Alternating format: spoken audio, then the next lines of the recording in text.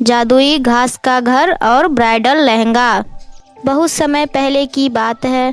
रायपुर में श्रुति नाम की एक लड़की अपने माता पिता के साथ रहती थी। श्रुति के माता पिता बहुत गरीब थे। वह जंगल से लकड़ियां काटकर बेचा करते थे। लकड़ी बेचकर जो पैसे मिलते थे उसी से वे अपने घर का गुजारा करते थे।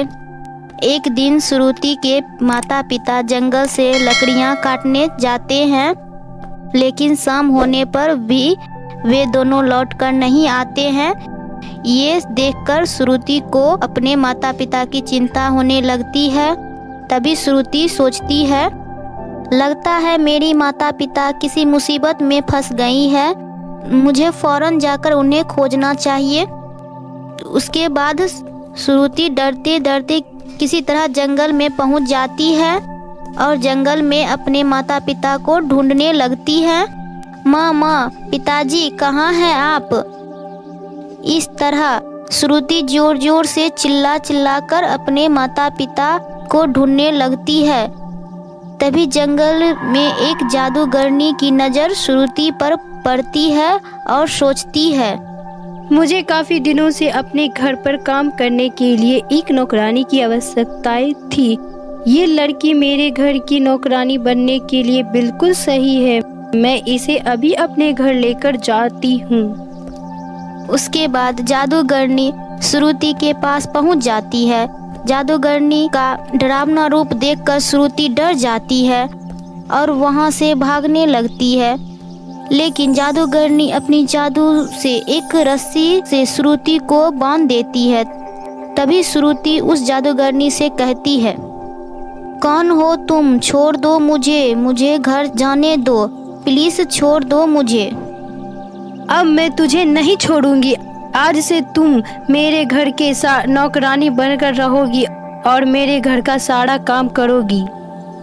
नहीं जादूगरनी जी, आप मेरे साथ ऐसा मत करो। मैं यहाँ अपने माता पिता को ढूंढने आई हूँ। मैं आपके हाथ जोड़ती हूँ, प्लीज मुझे छोड़ दीजिए, जाने दो मुझे। तुम चाहे गिड़गिड़ा लो, लेकिन मुझे कोई फर्क नहीं पड़ने वाला। अब चुपचाप से मेरे साथ चलो। उसके बाद जादूगरनी जबरदस्ती श्रुति को अपने साथ अपने घर ले जाती है और फिर जादूगरनी श्रुति से सारे दिन अपने घर का काम करवाती है। बेचारी श्रुति दिन भर काम करके थक जाती है, लेकिन जादूगरनी को उस पर बिल्कुल भी दया नहीं आती है।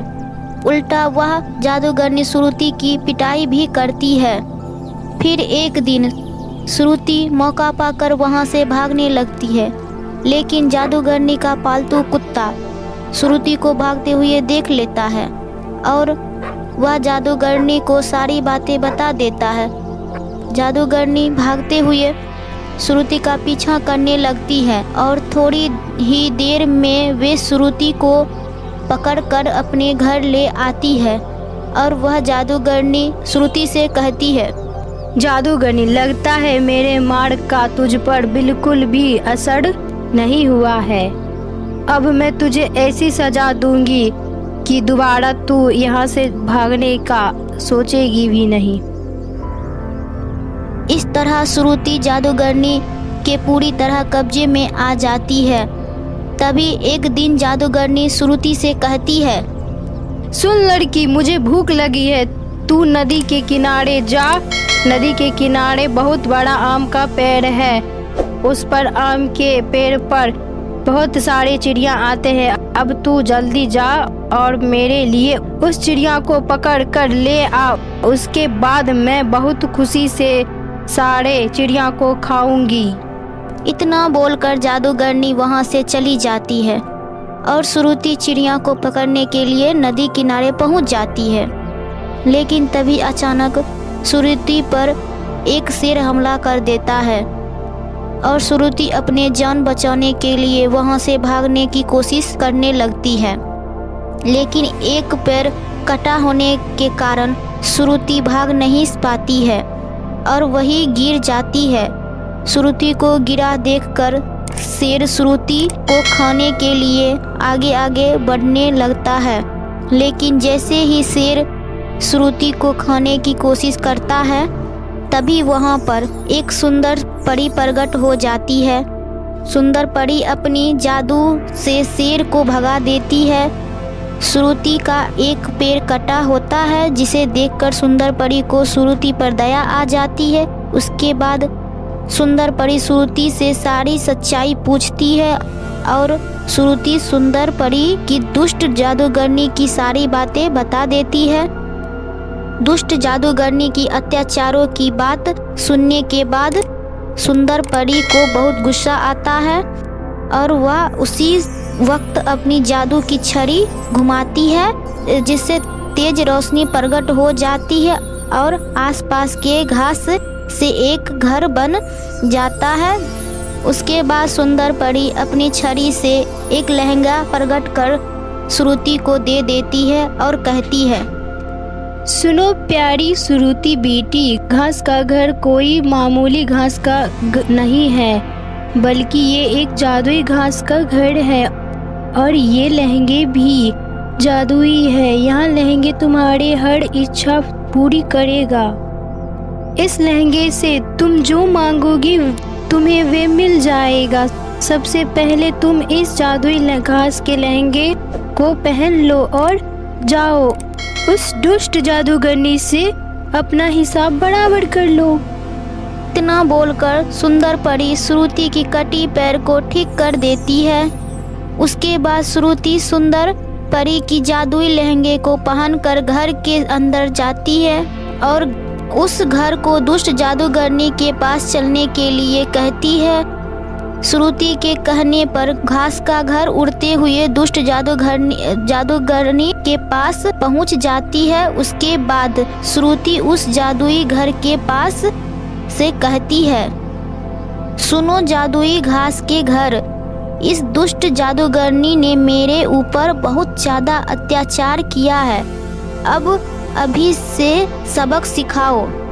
श्रुति की इतना कहते ही उस जादुई घास के घर से एक बड़ी सी तलवार निकल कर आती है और वे दुष्ट जादूगरनी पर हमला कर देती है और दुष्ट जादूगरनी को कुछ भी करने का मौका नहीं मिलता है। देखते ही देखते वे तलवार दुष्ट जादूगरनी को मार देती है। फिर थोड़ी देर बाद उस जादुई घास के घर से एक आवाज आती है, मैंने इस दुष्ट जादूगरनी को मार दिया है, अब तुम बताओ अब मैं तुम्हारी और क्या मदद कर सकती हूँ। श्रुति, हे जादुई घास के घर, मैं अपने माता पिता से मिलना चाहती हूँ, क्या आप मुझे उनसे मिलवा सकती हो?